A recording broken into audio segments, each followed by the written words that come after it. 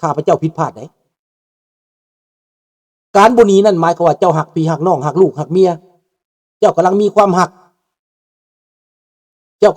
บ่มีทางไปเจ้าบ่จักว่าสิไปทางใด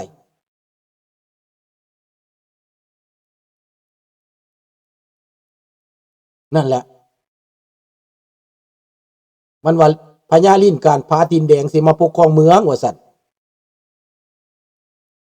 พญาลิ้นการก็เป็นตัวเก่งพาตีนแดงก็เหยียบมีแต่เลือดเห็นบ่เจ้าเปรบ่ออกได้น่ะคันเจ้าเปรออกแล้วเจ้าสิไปดอกนี่เรื่องของมันเป็นแบบนี้พี่น้องถ้าทาตื้นๆจำที่แหละยังเปรบ่ได้น่ะอันนี้แม่พวกใดต่อต้านพวกใดไปนิยมพรรคที่อย่างสันติภาพนะ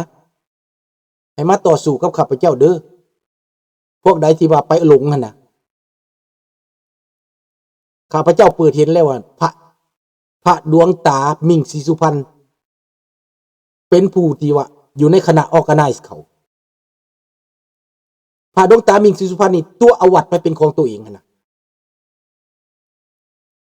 ธรรมดาพระนี่บ่มีสิทธิ์เป็นเจ้าวัดพระนี่บ่ได้ผูกติดกับวัดเด้พระพุทธเจ้าก็บ่ได้ผูกต้นโพให้ต้นนี้ต้นโพนี่เป็นของข่อยต้นโพนี่เป็นของข่อยบ่พระพุทธเจ้านี่ไปทุกต้นโพนี่อยากไปอยู่ไสก็ไปเดินไปบ่ได้มาผูกว่าวัดนี่เป็นของข่อยของเจ้าเด้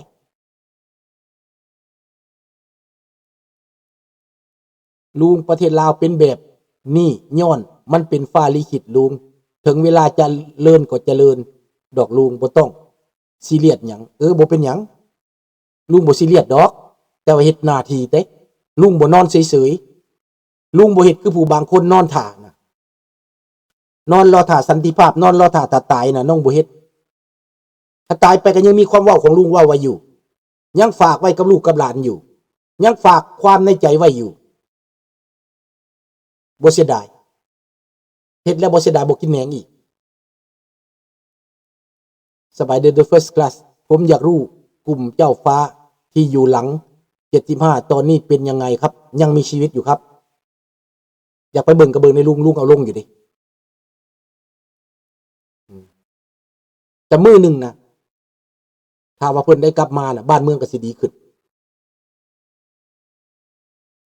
ถ้าว่าบ้านเมืองเปลี่ยนแปลงจะได้ผู้นำทางจิตวิญญาณกับเพิ่นนั่นแหละสิเป็นเพิ่นนั่นแหละที่มีบารมีสิเป็นเฮานี่เทียบบ่ได้ดอกเด้อเอาเท่านี้ละลูกหลานลุงเว้าหลายก็คอแหบเนาะเอาเท่านี้เนาะอย่านอนรอท่าเด้อไม่มีพระเจ้าองค์ใดมาเปลี่ยนลาวได้นอกจากประชาชนลาวปลดปล่อยตัวเองใช่คนลาวต้องตื่นขึ้นมาเท่านั้นอย่านอนหลับ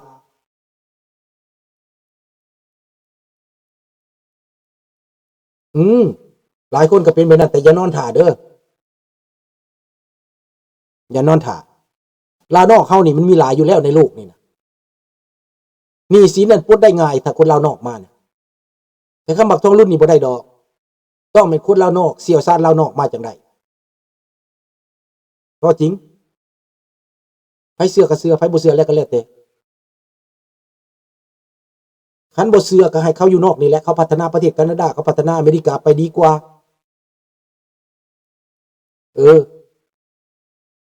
คันพวกเจ้าบ่เชื่อก็ได้แต่ลุงนี่เชื่อสักวันหนึ่งเนาะเอาเท่านี้แหละเด้อราตรีสวัสดิ์กุดนายบ๊ายบายพอลุงบ่สบายอยู่มื้ออื่นพบกันใหม่เด้อกุดนายวันนี้วันพฤหัสบดี